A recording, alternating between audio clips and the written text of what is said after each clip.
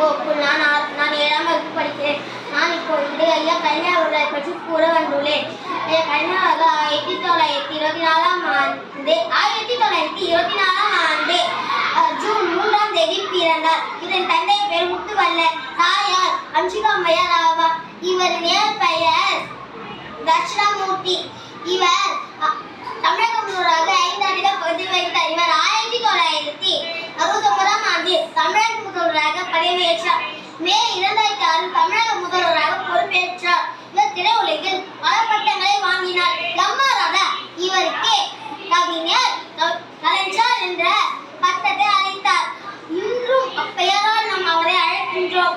கலைஞர் அவர்கள் சிப்கோ, டைல்பால் போன்ற தொழில் நிறுவனங்களை தொடங்கினார் மற்றும் அவசர ஆம்புலன்ஸ் ஊதியத்தையும் அறிவித்தார்.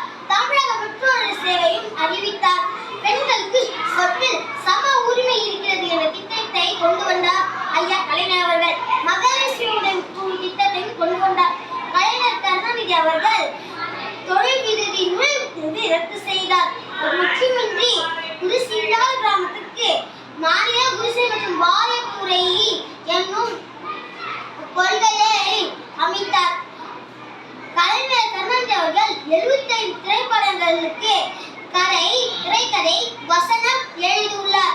கருணாநிதி அவர்கள் கலைஞர் காப்பீடு திட்டத்தையும் கொண்டு வந்தார்.